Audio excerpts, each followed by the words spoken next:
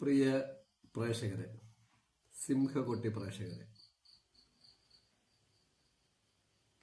Dhurandhar cinema part 2 റിലീസായിരിക്കുകയാണ്. Part 1 cinema ഞാൻ കണ്ടു. ഞാനിപ്പോൾ വന്നിരിക്കുന്നത് പാർട്ട് 1 കുറിച്ച് പറയാനാണ്. പാർട്ട് 2 കുറിച്ചുള്ള കാര്യം ഞാൻ കണ്ടിട്ടില്ല. ഞാൻ പാർട്ട് 2 സിനിമ നാളത്തെ ഡേറ്റിൽ ബുക്ക് ചെയ്തിട്ടുണ്ട്. അതായത് നാളെ ഞാനും എൻ്റെ കുടുംബമായിട്ട് പാർട്ട് 2 കാണാൻ പോവുകയാണ്. ആ പാർട്ട് 2 കാണാൻ പോകുന്നതിന് മുൻപ് ഇതിനു മുമ്പ് പാർട്ട് 1 എന്തുകൊണ്ട് ഈ ബ്ലോഗ് ചെയ്തില്ല എന്ന് ചോദിച്ചാൽ അതിനൊരു കാലതാമസം ഉണ്ടായി. അത് സ്വാഭാവികമാണ്. അതിനെക്കുറിച്ച് ഞാനിപ്പോൾ എക്സ്പ്ലനേഷൻ ചെയ്യുന്നില്ല. അതിൻ്റെ കാര്യമില്ല എന്ന് എനിക്ക് തോന്നുന്നു. കാരണം പാർട്ട് 2 വന്ന് നിൽക്കുമ്പോൾ പാർട്ട് 1 കുറിച്ചൊരു വലിയ കണ്ടില്ല എന്നുള്ള ഒരു എക്സ്പ്ലനേഷൻ ചെയ്യുന്നത് ശരിയല്ല എന്ന് തോന്നിയുകൊണ്ട് പറയുന്നു. പക്ഷേ ഞാൻ പാർട്ട് 2 കാണാൻ പോവുകയാണ്. പാർട്ട് 1 കണ്ടു.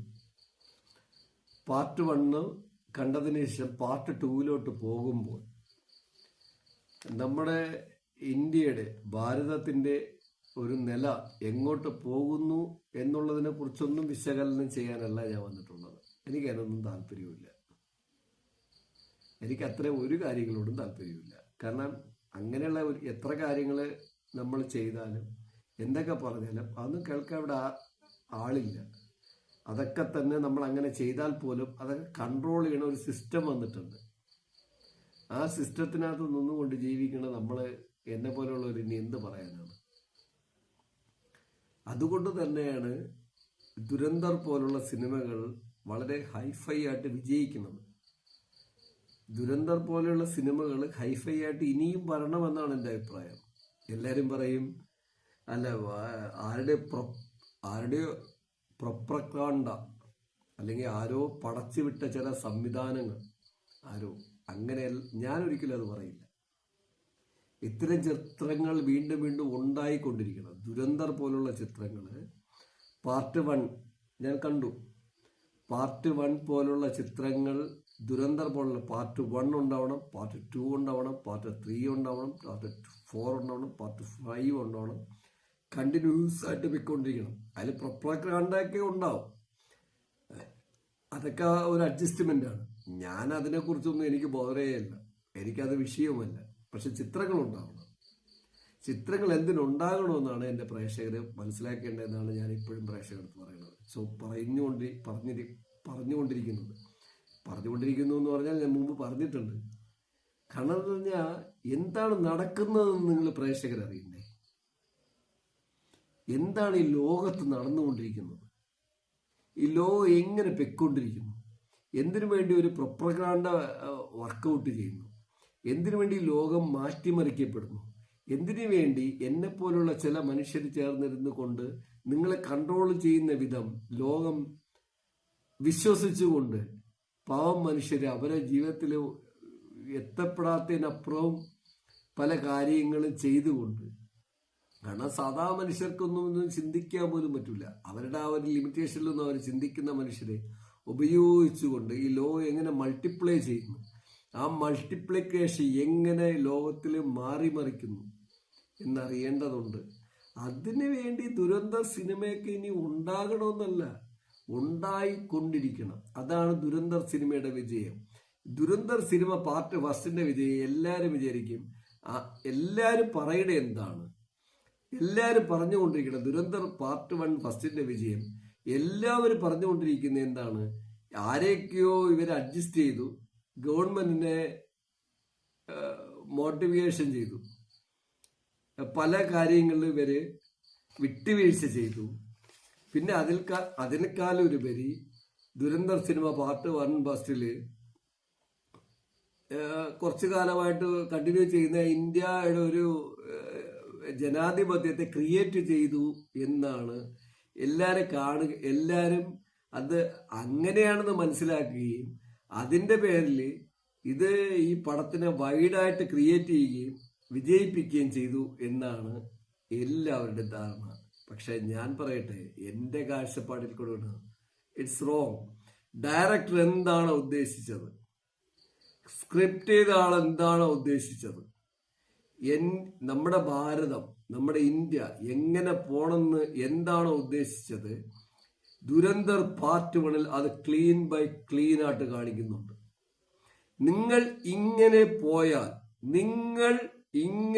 പോയാൽ എവിടെ ചെന്നെത്തും, അതിന്റെ ഭവിഷ്യത്തുക്കൾ എന്ത്, അതിന്റെ മുന്നോട്ട് പോകലെന്ത്, അടുത്ത തലമുറ എന്ത് എന്ന് വ്യക്തമായിട്ടാണ് ഈ സിനിമ കാണിക്കുന്നതായിട്ടാണ് എനിക്ക് തോന്നിയത്. ശരിയാകണമെന്നില്ല. പാർട്ട് 1 ഞാൻ കണ്ടപ്പോൾ എനിക്ക് തോന്നിയത്.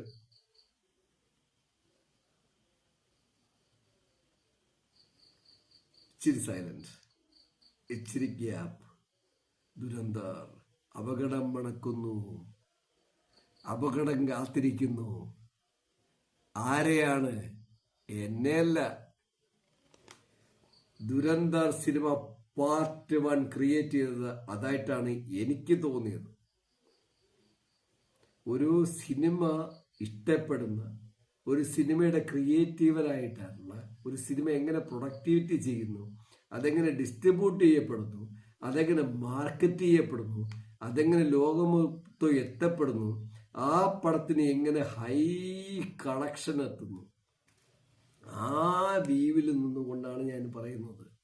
പക്ഷേ എനിക്കൊന്ന് മനസ്സിലായി എന്ന് പറയുന്നത്, ദുരന്തർ സിനിമ എന്താണ് പ്രൊഡിക്റ്റ് ചെയ്യുന്നത്. ഈ പ്രസന്റ് ലൈഫ്, ഫ്യൂച്ചർ അല്ല, പ്രസന്റ് ലൈഫ്, അത് ദുരന്തർ പാർട്ട് 1 ക്ലിയർ ആയിട്ട് കാണിക്കുന്നുണ്ട്. ആ ഐഡിയ ആർക്കാണെന്ന് ഞാൻ പറയണില്ല, ആർക്കും ഒക്കെ ആയിരിക്കുക. ഞാൻ എൻ്റെ പ്രിയ പ്രേക്ഷകരെ, ഇത്തരം ജീവിതത്തിലോട്ട് നിങ്ങൾ ചെല്ലാതിരിക്കുമെന്നാണ് ഞാൻ പറയുന്നത്. ഞാൻ നമക് സോളോ. എനിക്ക് 50 വയസ്സായി. ഇനി എപ്പോ ചാവുമെന്ന് പറയില്ല, നാളെ ചത്തു. നമക് സോളോയെ ഞാൻ പറയണു, നിങ്ങള് ഇത്തരം ട്രാപ്പിക്കൽ, ഇത്തരം ആരും പടച്ചുവിടുന്നതിന് മുമ്പ് പോയിട്ട് വിടരുത്. ദുരന്ത സിനിമ തെളിയിച്ച് കാണിക്കണമെന്നാണ് ഞാൻ പറയുന്നത്. Dhurandhar is a presenting story. തെറ്റിയിരിക്കണമെന്ന്. ഇത് ഈ ദുരന്തർ സിനിമ പാർട്ട് 1 എടുത്തവർക്കല്ല തെറ്റിയത്. അതിനെ ലൈസൻസ് കൊടുത്ത് മോട്ടിവേഷൻ ചെയ്ത് അതിന് ഇല്ലാത്ത പൈസ മാർക്കറ്റിൽ ഇറക്കിയിട്ട് 1300-1500 കോടി രൂപ കളക്ഷൻ വെച്ചിട്ടില്ലേ, അവർക്കാണ് തെറ്റിയത്. അവർ തെറ്റിയിരിക്കുന്നു. പാർട്ട് 2 വന്നപ്പോഴത്തേക്ക് ഇന്നത്തെ കളക്ഷൻ 350 കോടി. Today Dhurandhar collection 350 crore. It's a failure.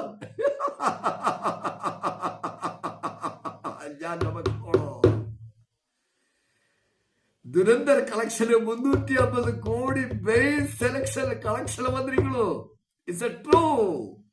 നിങ്ങളെ മാർക്കറ്റിംഗ് സ്ട്രക്ചർ തെറ്റിയിരിക്കുന്നു. നിങ്ങൾ എന്താണ് ഉദ്ദേശിച്ചത്? റീഫ്ലൈ ചെയ്തിരിക്കുന്നു, റിഫ്ലക്ഷൻ ആയിരിക്കുന്നു, നെഗറ്റീവ് ഓപ്ഷൻ വന്നിരിക്കുന്നു. എവിടെയാണോ നിങ്ങൾ നിങ്ങളുടെ കണ്ണാടിയിലേക്ക് നിങ്ങളുടെ റിഫ്ലാക്ഷൻ കൊടുത്തത്, ആ കണ്ണാടി നിങ്ങളെ ചതിച്ചിരിക്കുന്നു. സൂര്യൻ ചതിച്ചു, ചന്ദ്രൻ ചതിച്ചു, ഒപ്പം നിങ്ങളുടെ ആസ്ട്രോളജി ചതിച്ചിരിക്കുന്നു. It's a basis death today. I am Navak Solo. Why are you sitting here? ചതിച്ചിരിക്കുന്നു.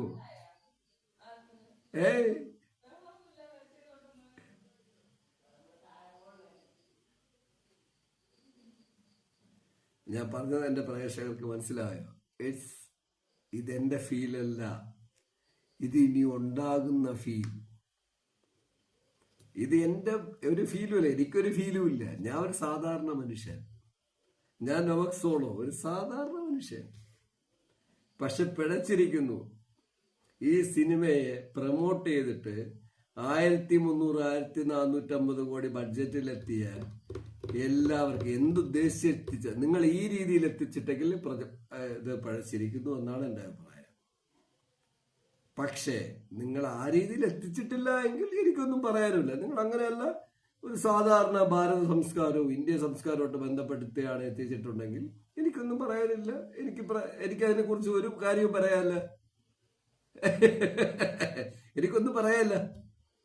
പക്ഷെ അങ്ങനെയല്ല, ചില പ്രൊപ്പഗാൻഡ എന്നൊക്കെ പറയുമെന്നാണ് പറയണത്. എനിക്ക് അതിന്റെ കറക്റ്റ് ഇംഗ്ലീഷ് ഒന്നും അറിയില്ല കേട്ടോ.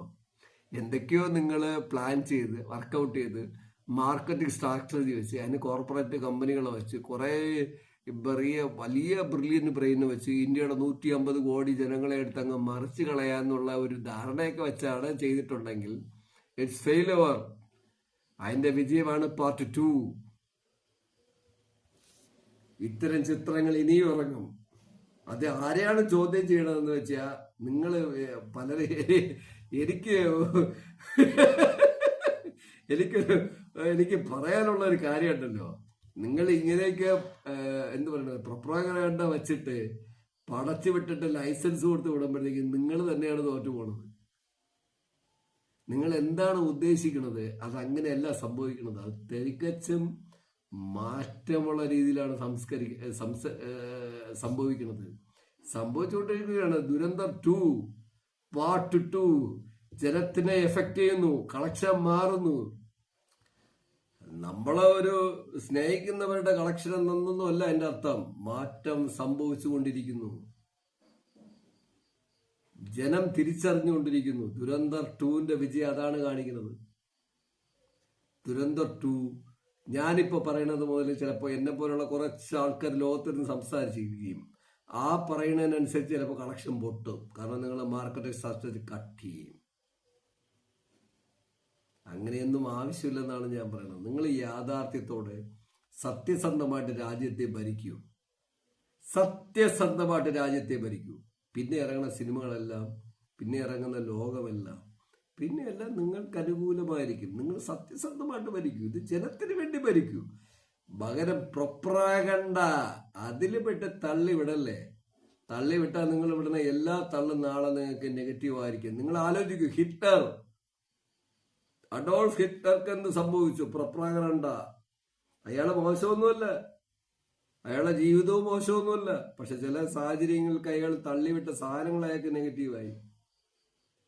പിന്നെ അത് കഴിഞ്ഞിട്ടോ ചിന്തിക്കൂ.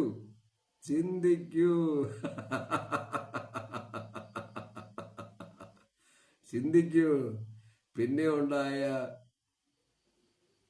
ഞാൻ പറയണ്ടല്ലോ, ഇന്റർനാഷണൽ ലെവലിൽ വന്നിട്ടുള്ള കമ്മ്യൂണിസത്തിന്റെ തകർച്ച. പ്രൊപ്പഗാൻഡ വേണ്ട. യാഥാർത്ഥ്യം തിരിച്ചറിയൂ. ജനങ്ങളിലേക്ക് ഇറങ്ങൂ. ജനങ്ങളുടെ യാഥാർത്ഥ്യം എന്നത് മനസ്സിലാക്കൂ. അതിനേക്കാളും ഒന്നുമില്ല ലോകത്ത്. പകരം നിങ്ങൾ എന്തൊക്കെ പണിത് തള്ളിവിട്ടാലും പണി കഴിയും. അത് ദുരന്തർ പാർട്ട് 1 കാണിക്കുന്നുണ്ട്. ഇനി പാർട്ട് 2 പടം ഇന്നലെ അല്ലെങ്കിൽ ഇന്ന് റിലീസായിട്ടേ ഉള്ളൂ. അതിന്റെ എഫക്റ്റ് ഞാൻ പറഞ്ഞുതരാം. ഇപ്പൊ നിങ്ങൾ നോക്കൂ, ഇറാൻ, അമേരിക്ക, ഇസ്രായേൽ വാർ. ഏഷ്യൻ കൺട്രികളുടെ അവസ്ഥ എന്താണ്? ചിന്തിച്ചു നോക്കൂ. നിങ്ങളുടെ ഇനി ഈ ചിന്തിക്കാൻ എന്റെ പ്രിയ പ്രേക്ഷകരുടെ, സാധാരണ പ്രേക്ഷകരുടെ ഇടയിൽ ഞാൻ താഴ്ന്നിറങ്ങി വരാം. നിങ്ങൾക്ക് ഗ്യാസ് എങ്ങനെ കിട്ടണ? ബുക്ക് ചെയ്താൽ പിറ്റേ ദിവസം എത്തും. ഇപ്പൊ എത്ര ദിവസമായി? കിട്ടുമോ? പെട്രോളിയം ഉൽപ്പന്നം മാത്രമാണ് സ്റ്റാർട്ടർ ചെയ്ത് പോണത്. അത് നമുക്ക് കരുതൽ ശേഖരമുണ്ട്. അതിനെ ഡൈല്യൂട്ട് ചെയ്തെടുക്കണ്ടേ? ഗ്യാസ് കിട്ടണ? എത്ര ഹോട്ടലുകൾ ഇന്ത്യയിലെ 60% ഹോട്ടലുകൾ കൂട്ടിക്കഴിഞ്ഞ്. 60% ഹോട്ടൽ കൂട്ടിയപ്പോ നിങ്ങളുടെ വിചാരം എന്താണ്? ഇന്ത്യയിലെ 65 കോടി ജനങ്ങളുടെ ജീവിതം വെള്ളത്തിലായി കഴിഞ്ഞ്. 60% ഹോട്ടൽ കൂട്ടിക്കഴിഞ്ഞാൽ 65 കോടി ജനങ്ങളുടെ ജീവിത നിലവാരം, ആ കുടുംബത്തിന്റെ ജീവിതം വെള്ളത്തിലായി കഴിഞ്ഞു. എവിടെ എത്തി? നമുക്ക് എന്ത് കൺട്രോൾ ചെയ്യാൻ പറ്റി? നമ്മുടെ സ്ട്രാറ്റജിക്കൽ ലെവലിൽ എവിടെയാണ്? It's a propaganda. ആരോ തീരുമാനിക്കുന്നതിന്റെ പുറത്ത് ജീവിക്കുന്ന ജീവിതം. ഇത് ദുരന്തർ പറയുന്നു. ഇത് ദുരന്തർ പറയുന്നതാണ് ഞാൻ പറയണത്. ഞാൻ ദുരന്തർ സിനിമയെ കുറിച്ചാണ് സംസാരിക്കുന്നത്. ഞാനൊരു സർക്കാരിനെ കുറിച്ച് സംസാരിക്കുന്നില്ല. ഞാൻ ദുരന്തർ സിനിമയെ കുറിച്ചാണ് ഇപ്പോഴും എന്റെ പ്രിയ പ്രേക്ഷകരെ സംസാരിച്ചുകൊണ്ടിരിക്കുന്നത്. ഇതാണ് ദുരന്തർ സിനിമ പാർട്ട് 1 ഞാൻ കണ്ടപ്പോൾ എനിക്ക് ഫീൽ ചെയ്തത്. ഞാൻ സിനിമ കണ്ടത് ജസ്റ്റ് ഇപ്പൊ എന്ന് തന്നെ ഞാൻ പറയും. ദുരന്തർ സിനിമ അടിവരയിട്ട് കാണിക്കുന്ന ഒരു ചിത്രം ഈ പ്രേക്ഷകരെ മുൻപിൽ, വിവരമുള്ള പ്രേക്ഷകരെ മുൻപിൽ കാണിക്കുന്നതാണ്. ദുരന്തർ സിനിമ ഭാരതത്തിന്റെ ഇപ്പോഴത്തെ അജണ്ടയ്ക്ക് അടിയെന്ന് പറഞ്ഞാൽ അവരത് വളരെ പോസിറ്റീവായിട്ട് കാണിക്കാനായിട്ട് എനിക്ക് ഫീൽ ചെയ്തത്. പക്ഷെ ഞാൻ പറയുന്നു, ദുരന്തർ സിനിമ യാഥാർത്ഥ്യം വിളിച്ചോതുന്നു. ആ സിനിമയുടെ സ്ക്രിപ്റ്റ്, ഡയറക്ഷൻ, ആക്ടേഴ്സ്, ആ സിനിമയുടെ ആക്ടേഴ്സിൽ പലരും ഇത് അറിഞ്ഞുകൊണ്ടോ അറിയാതെയോ അതിൽ കൈവച്ചിട്ടുണ്ടാകും. പിന്നെ അതിൽ പോകുന്ന മ്യൂസിക് ഡയറക്ഷൻ, അതിൽ പോകുന്ന A to Z എന്ന് പറയുന്നത് പ്രൊജക്ഷൻ ലെവല് എന്ന് പറഞ്ഞാൽ എന്താ പറയണേ, അതിൻ്റെ ഒരു കോസ്റ്റ്യൂം ഡിസൈനിങ്, മ്യൂസിക് എക്സെട്ര. എൻ്റെ പ്രിയ പ്രേക്ഷകരെ മനസ്സിലാക്കും, ഞാൻ ഇപ്പോഴും പറഞ്ഞത് സിനിമയെ കുറിച്ച് മാത്രമാണ്. ഞാനൊരു സർക്കാരിനെതിരെയല്ല, ഒരാളെ കുറിച്ചല്ല. സർക്കാരിനെയൊക്കെ തിരഞ്ഞെടുത്ത ഞാനാണ്, നിങ്ങളല്ലേ. നിങ്ങൾ തിരഞ്ഞെടുത്ത് വെച്ചിരിക്കുന്ന സർക്കാരിനെ കുറിച്ച് ഞാൻ ഇപ്പോഴും തമാശ പറഞ്ഞതാണ്. യാഥാർത്ഥ്യം, അബ്സല്യൂട്ട്ലി വില്ലിങ്. ഇതാണ് യാഥാർത്ഥ്യം. ഞാൻ പറയുന്നു, ദുരന്തർ സിനിമ അപകടം വിളിച്ചു വരുത്തുന്നു എന്നല്ല ഞാൻ പറഞ്ഞത്. അതൊരു സിനിമയാണ്. ആ സിനിമയിൽ കണ്ട കാര്യങ്ങളാണ് ഞാൻ പറഞ്ഞത്. പ്രിയ പ്രേക്ഷകരെ, പ്രിയ ഗവൺമെന്റ്, കേന്ദ്ര ഗവൺമെന്റ്, സ്റ്റേറ്റ് ഗവൺമെന്റ്, എന്നെ വെറുതെ പിടിച്ചിട്ട് ഒന്നും ചെയ്യല്ലേ. ഞാൻ സിനിമയിൽ കണ്ട കാര്യമാണ് പറഞ്ഞത്. സിനിമയ്ക്ക് പെർമിഷൻ കൊടുത്താര്? ദുരന്തർ പാർട്ട് 1 പെർമിഷൻ കൊടുത്താര് ഞാനാണോ? ഞാൻ എവിടെ ഒരു നൂലാമൂലയിൽ ഇരുന്ന് ഇട്ടിട്ട് ബ്ലോഗ് ചെയ്യണ ഒരു സാധാ മനുഷ്യൻ ഞാനാണോ? അതിന് പെർമിഷൻ കൊടുത്താര്? സർട്ടിഫിക്കറ്റ് കൊടുത്താര്? അതിലാര് ഇത്രയും റിലീസിംഗുമായിട്ട് കൊടുത്തത്? നമ്മുടെ ഗവൺമെന്റ് അല്ലേ, സ്റ്റേറ്റ് ഗവൺമെന്റ് അല്ലല്ലോ. സ്റ്റേറ്റ് ഗവൺമെന്റ് എന്ന് പറയുന്ന ഒരു സാധാ കേന്ദ്ര ഗവൺമെന്റ് അല്ലേ. അവര് പെർമിഷൻ കൊടുത്തു. ഇപ്പൊ ദുരന്തർ 2 പെർമിഷൻ കൊടുത്തതാര്? ഞാനാണോ? അല്ലല്ലോ. ഞാനാണോ? സ്റ്റേറ്റ് ഗവൺമെന്റ് ആണോ? ഒരു സ്റ്റേറ്റ് ഗവൺമെന്റും അല്ല, കേന്ദ്ര ഗവൺമെന്റ് പെർമിഷൻ കൊടുത്തു, സ്റ്റേറ്റ് ഗവൺമെന്റ് അപ്രൂവൽ അടിച്ചു. ഇതാ തിയേറ്ററിൽ ബ്രില്യന്റ് ആയിട്ട് ഓടണം, ഇനിയും ഓടണം. ദുരന്തർ പോലുള്ള സിനിമകൾ ഇനി 100 കണക്കിന് ഉണ്ടായിക്കൊണ്ടിരിക്കണം. എങ്കിൽ മാത്രമേ യാഥാർത്ഥ്യം മനുഷ്യൻ അറിയൂ. ഇന്ത്യയുടെ 155 കോടി ജനം അറിയൂ. 140 കോടി രജിസ്റ്റേർഡ് ജനവും 15 കോടി അൺവാല്യൂഡ് ജനവും അറിയുള്ളൂ. ഇന്ത്യയുടെ അവസ്ഥ അതെയാണ്. അത് യാഥാർത്ഥ്യം അറിയണമെങ്കിൽ ദുരന്തർ പോലുള്ള സിനിമകൾ പടച്ചു വിട്ടുകൊണ്ടിരിക്കണം. ഞാൻ Nobak Solo, it's a true story. Dhurandhar part 1, 2 ഞാൻ കണ്ടില്ല. ഞങ്ങൾ ബുക്ക് ചെയ്തിട്ടേ ഉള്ളൂ. നാളെ കാണുന്നു, കുടുംബമായിട്ട് കാണുന്നു. അതാണ് ദുരന്തർ പറയുന്നത്. ദുരന്തർ സിനിമ ഞാൻ കണ്ടതിന്റെ കാര്യങ്ങളൊന്നും പറയുന്നില്ല, അതൊക്കെ ഞാൻ പിന്നീട് വേറൊരു ബ്ലോഗിൽ പറയും. That is A Dhurandhar. Dhurandhar അപകടം മണപ്പിക്കുന്നു എന്നാണ് ഞാൻ പറയണത്. പുതിയ തലമുറയിലോട്ട് കുത്തിവയ്പ്പിക്കപ്പെടുന്ന വൻ അപകടം അത് യാഥാർത്ഥ്യം വിളിച്ചു പറയുന്നു. ദുരന്തർ സിനിമ യഥാർത്ഥത്തിൽ പലരും പറയുന്ന പ്രൊപ്പഗാൻഡയാണ്. അല്ല, ദുരന്തർ സിനിമ എത്ര പ്രൊപ്പഗാൻഡയാലും ഒരുപാട് യാഥാർത്ഥ്യങ്ങൾ വിളിച്ചു പറയപ്പെടുന്നു. ഇതിനകത്ത് ഒരു ഗവൺമെന്റ് ഇൻവോൾവ് ആവുണ്ടായിരിക്കണായിരിക്കും നല്ലതെന്നാണ് എൻ്റെ അഭിപ്രായം. ഞാൻ നൊബക്സോളോ കണ്ടിന്യൂസ്. ഇനി ഞാൻ ദുരന്തർ സിനിമയിലേക്ക് വരാം. It's A amazing film. What a beautiful film. What an excellent film. What a natural film. What a reality film. What a true film. എന്താണ് നമ്മുടെ ഇപ്പോഴത്തെ പോക്ക്? എന്താണ് മുൻപോക്കുകളെ കുറിച്ചോ, ജവഹർലാൽ നെഹ്റുവിന്റെ കാലഘട്ടം മുതൽ അതിനു മുമ്പ് ജീവിച്ച മനുഷ്യരെ കുറിച്ചോ, ഇന്ത്യയുടെ വിഭജനത്തിനെ കുറിച്ചോ, ഇന്ത്യയിൽ നിന്ന് പിന്നെ ജവഹർലാൽ നെഹ്റുവിന്റെ മരണത്തിന് ശേഷം വന്ന ഇന്ത്യയുടെ യാഥാർത്ഥ്യത്തെ കുറിച്ചൊന്നും ഈ സിനിമ പറയുന്നില്ല. അപ്പോൾ അത് പറയാതിരിക്കുമ്പോൾ എന്ത് ചെയ്യണത്? അതെല്ലാം മറയ്ക്കപ്പെടാൻ പലരും ശ്രമിക്കുന്നു. പിന്നെ പ്രൊപ്പഗാൻഡ, അതിനുവേണ്ടി തള്ളിവിട്ട ഒരു സിനിമ യഥാർത്ഥത്തിൽ ആർക്ക് തിരിച്ചടിക്കുന്നു എന്ന് കെയർഫുൾ എന്നേ ഞാൻ പറയുന്നുള്ളൂ. നമ്മുടെ ഭാരത സംസ്കാരത്തിന്റെ ഇന്ത്യയുടെ സംസ്കാരം, ഭാരതം ഇപ്പോൾ വന്നാണല്ലോ, ശരി, ഇപ്പോൾ വന്നതന്നെ, ഞാൻ പേടിച്ച് തന്നെ പറയാം. അയ്യോ ഭാരതമല്ലേ, ഇന്ത്യ എന്ന് പറഞ്ഞാൽ ചിലപ്പോൾ എന്നെ പിടിച്ച് അകത്തിട്ടാലോ. ഭാരത സംസ്കാരത്തിന്റെ ഈ പ്രൊപ്പഗാണ്ടയ്ക്കകത്ത് നിർത്തിക്കൊണ്ടിട്ട് നിങ്ങൾക്ക് വേണമെന്ന് വിചാരിച്ചിട്ട് നിങ്ങൾ തള്ളിവിട്ട സിനിമ കാലാന്തരങ്ങൾക്ക് എന്ത് സംഭവിക്കുമെന്ന് കാത്തിരുന്ന് കാണാം. അത് വേറെ, അതാണ് ദുരന്തം. പിന്നെ പിൽക്കാലത്തില്ലാത്ത ഭാരതം എന്ന് പറയുന്ന രാജ്യം രൂപാന്തരപ്പെട്ട് ഈ നിലയിൽ എത്തിയതിന്റെ പിന്നിൽ എങ്ങനെ എത്തിയെന്നുള്ളതും ദുരന്തർ 1 പാർട്ടിൽ പറയാൻ പറ്റില്ല, 2 പാർട്ടിലും പറയാൻ പറ്റില്ല, 3 പാർട്ടിലും പറയാൻ പറ്റില്ല, 4ലും പറയാൻ പറ്റില്ല. കാരണം അത്രയും കാലം അത്രയും നമ്മൾ ഇങ്ങനെ പോകുള്ളൂ. പക്ഷെ പാർട്ട് 5 ചിലപ്പോൾ പറഞ്ഞേക്കും. ഇപ്പോഴേ ഈ സ്ഥിതിയാണെങ്കിൽ നാളെ എന്ത് സ്ഥിതിയെന്ന് എനിക്കറിയാൻ പറ്റില്ല. പക്ഷെ ഞാൻ ഇപ്പോഴും ഇതൊക്കെ പറയണെന്ന് പറഞ്ഞാൽ ഭാരതത്തിനെ കുറിച്ചല്ല പറയണത്. ഭാരതത്തിലുണ്ടായ ദുരന്തർ സിനിമയുടെ effort, collection, that is a beautiful, that is established unapproached heavy level film. ഈ ദുരന്ത സിനിമയുടെ പാർട്ട് 2 കാണാൻ നാളെ പോകുന്നുണ്ട്. പാർട്ട് 1 ഞാൻ കണ്ട കഥയൊക്കെ ഞാൻ പിന്നെ പറയാമെന്ന് പറയാം. പക്ഷെ സിനിമ പറയുന്ന ഒരു effort, it's a heavy level emotional. ഭാരതം അല്ലെങ്കിൽ ഇന്ത്യ എന്ന് പറയുന്ന രാജ്യത്തെക്കുറിച്ച് സംസാരിക്കുമ്പോൾ എനിക്കുണ്ടാവുന്ന ഇമോഷൻ, ഇന്ത്യ എന്ന് പറയുന്ന രാജ്യത്തെക്കുറിച്ച് സംസാരിക്കുമ്പോൾ 155 കോടി ജനങ്ങൾക്ക് വരുന്ന ഒരു ഇമോഷണൽ, ഒരു എഫോർട്ട്, അത് എങ്ങനെ ഉണ്ടാവുന്നു എന്ന് ഈ ദുരന്തർ സിനിമ കാണിക്കുന്നുണ്ട്. ആ സിനിമ ഡയറക്റ്റ് ചെയ്ത എല്ലാവർക്കും അഭിനന്ദനങ്ങൾ.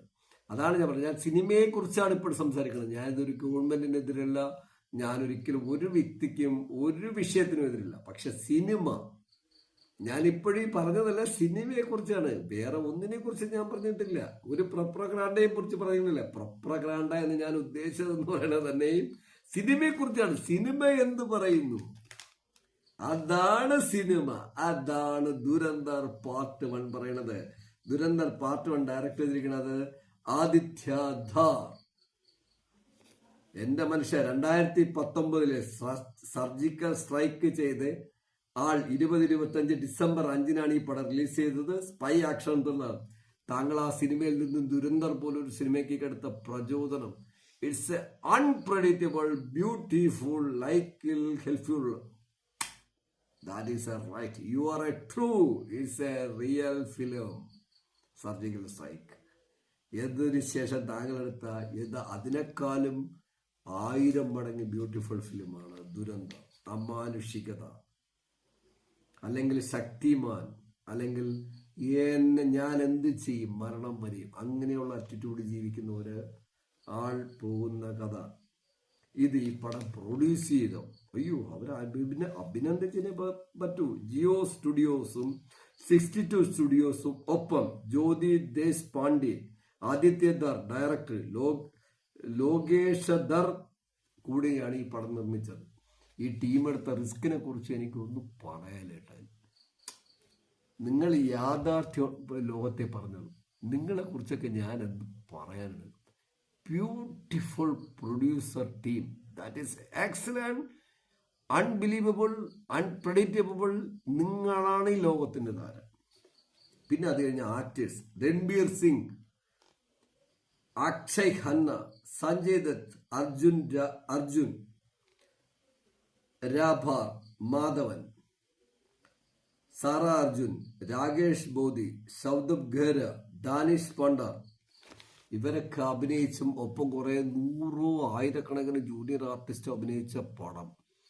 ഇതിൽ ഞാൻ പറഞ്ഞില്ലേ, ഈ മാധവൻ എന്ന് പറയുന്ന മനുഷ്യ എവിടെ നിൽക്കുന്നു. പിന്നെ നമ്മുടെ സഞ്ജയ് ദത്ത്, പിന്നെ ഇതെല്ലാം കഴിഞ്ഞ് രൺബീർ, പിന്നെ ഇതെല്ലാം കഴിഞ്ഞ ആ നടി, പിന്നെ ഇതെല്ലാം കഴിഞ്ഞിട്ട് ഇങ്ങനെ പോകുന്ന വില്ലൻ. നമ്മുടെ വില്ലനെ കുറിച്ച് പറയാതെ ഇരിക്കാനേ പറ്റൂല. പിന്നെ വില്ലന്റെ പേരെന്റെ മനസ്സിൽ കറക്റ്റ് പറയണില്ല, എഴുതി വെച്ചാലും വരുന്നില്ല, ഞാനത് പറയണം.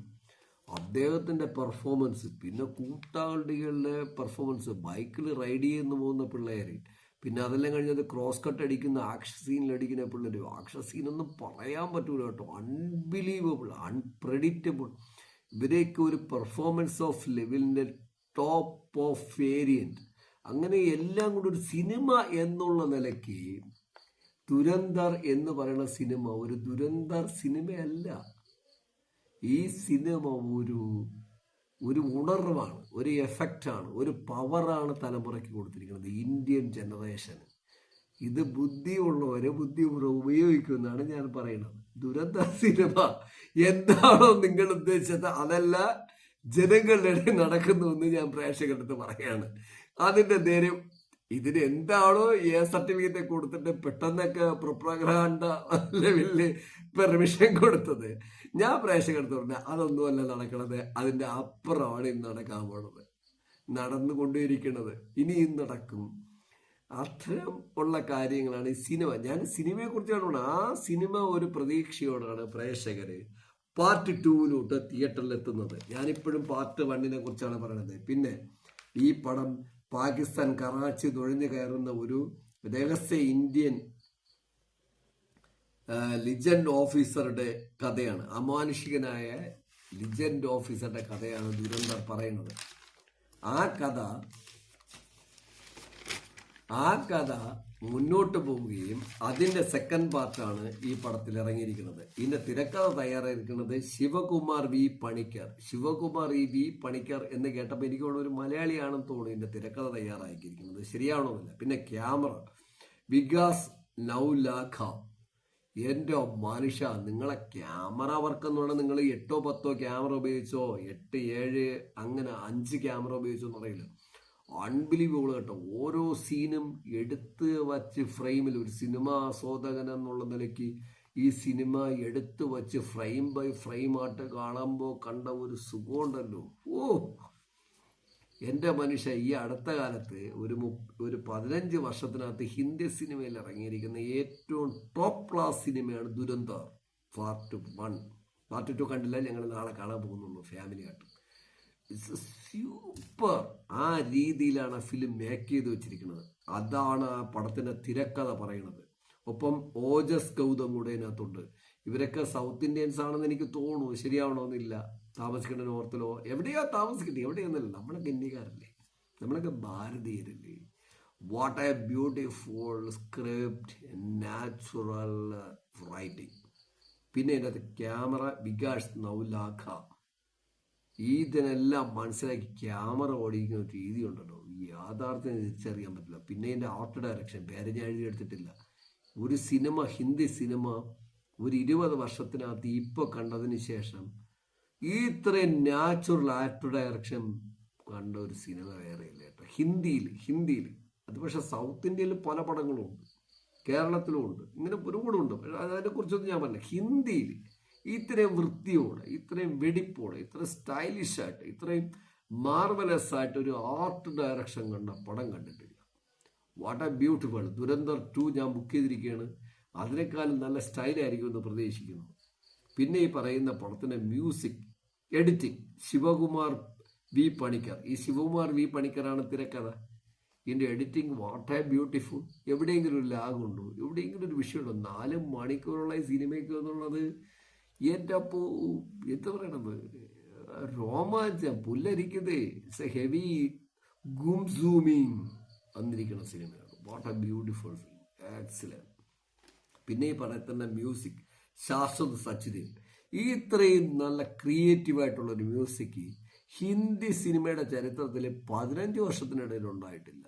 ഞാൻ കണ്ട സിനിമകളുണ്ട്, ഉണ്ടായിട്ടുണ്ടാവും. ഞാൻ കണ്ട കുറച്ച് സിനിമകളെ കണ്ടിട്ടുള്ളൂ. കാരണം ഹിന്ദി സിനിമയുടെ അവസ്ഥയൊക്കെ പരമദയനീയമാണ്. കണ്ട പല പടങ്ങളെ കുറിച്ചൊക്കെ ഞാൻ എൻ്റെ അഭിപ്രായമൊക്കെ പറഞ്ഞിട്ടുണ്ട്, ചിലതൊക്കെ. എന്നാൽ ഞാൻ അവരോട് സിനിമകൾ കണ്ടിട്ടുമില്ല, അതാണ് യാഥാർത്ഥ്യം. പക്ഷേ വാട്ട് എ ബ്യൂട്ടിഫുൾ. എൻ്റെ അപ്പ Shashwat Sachdev is a creative, beautiful, amazing clicked music. അത്ര എഫക്റ്റാണ് താങ്കളുടെ പാർട്ട് 1 പാർട്ട് 2 മ്യൂസിക് ഞാൻ നാളെ തിയേറ്ററിൽ പോയിട്ട് കുടുംബമായിട്ട് ഈ സിനിമ കണ്ടതിന് ശേഷം ഞാൻ നാളെ പറയാം. അങ്ങനെയാണ് ഈ സിനിമ. പിന്നെ ഇതിൻ്റെ ഡ്യൂറേഷൻ 214 മിനിറ്റ്, 3 മണിക്കൂർ 37 മിനിറ്റ്.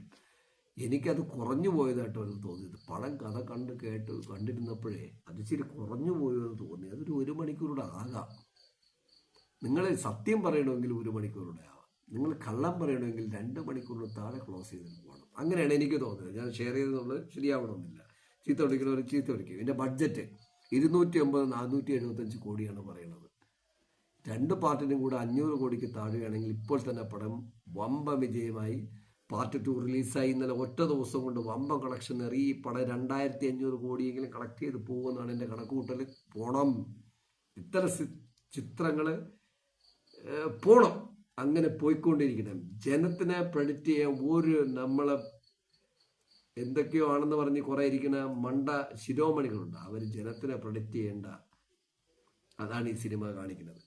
പിന്നെ എൻ്റെ കളക്ഷൻ 1300 1428 കോടിയാണ് പാർട്ട് 1 കാണിച്ചിരിക്കുന്നത്. അപ്പോൾ ഈ പടത്തിന് 500 കോടി ബഡ്ജറ്റ് ആണെങ്കിൽ പാർട്ട് 1 ഇതിൻ്റെ വിഷയം കഴിഞ്ഞു. ഇനി പാർട്ട് 2 ആയി പാർട്ട് 3 വരുമെന്ന് പ്രതീക്ഷിക്കുന്നു. അപ്പോൾ ഇത്തരം രീതിയിൽ ഈ സിനിമ എന്ന് പറയുന്നത്, ദുരന്തർ സിനിമ എന്ന് പറയുന്നത്, എൻ്റെ അഭിപ്രായത്തിൽ ഞാൻ പ്രേക്ഷകർക്ക് പറയുന്നു, ഈ സിനിമ ഒരു ദുരന്തർ സിനിമ നടന്നുകൊണ്ടിരിക്കുന്നത്. ഈ സിനിമയ്ക്ക് പല കാര്യങ്ങളും ചെയ്തു കൊടുത്ത ഒരുപാട് ആൾക്കാരുണ്ട്. അത് പക്ഷെ ഞാൻ പറഞ്ഞു ഭാരതത്തിന് ഒരു ഗുണമായി മാറി. കാരണം ഈ സിനിമ യാഥാർത്ഥ്യം പറയുകയാണ് ചെയ്യുന്നത്. പ്രൊപ്പറാഗണ്ട നടന്നാൽ എങ്ങനെ, അങ്ങനെ അല്ലെങ്കിൽ എങ്ങനെ, വിട്ടുപോയതെല്ലാം തന്നെയും ഇപ്പോൾ നടക്കുന്ന പ്രസന്റ് ജീവിതത്തിൽ അത് ക്രോഡീകരിച്ചാൽ, അതായത് ഈ ഇന്ത്യയുടെ സ്വാതന്ത്ര്യ സമരം, ഇന്ത്യയുടെ പിന്നിലുള്ള വന്ന കാര്യങ്ങൾ, പിന്നിലുള്ള മന്ത്രിമാർ, പിന്നിലുള്ള പ്രൈം മിനിസ്റ്റേഴ്സ്, പിന്നിലുള്ള പ്രസിഡന്റുമാരെ, ഇന്ത്യ ഇങ്ങനെയുള്ള ഗ്രോത്ത് എടുത്ത കാലം, ഇതൊക്കെ അവരുടെ കഷ്ടപ്പാടുകൾ കൂടി കൊണ്ട് എന്നുള്ളത് ഈ സിനിമ പറയാത്തത് കൊണ്ടും പിന്നെ ബാക്കി കാര്യങ്ങൾ പറയുന്നത് കൊണ്ടും, ഇനി പാർട്ട് 2 നാളെ ഞാൻ കണ്ടിട്ട് പറയാം, അങ്ങനെ പറയുന്നത് കൊണ്ടും പ്രേക്ഷകർക്ക് യാഥാർത്ഥ്യം തിരിച്ചറിയാൻ സംഭവിച്ച ഒരു എന്തോ ഒരു അവതാരമാണ്. കൽക്കി അവതാരമായിരിക്കട്ടെ ഇത്, ഇറ്റ്സ് എ കൽക്കി അവതാരമാകട്ടെ. ഇതൊരു കൽക്കി അവതാരമാണ്. Dhurandhar part 1, part 2, part 3. I am Nobak Solo signing of.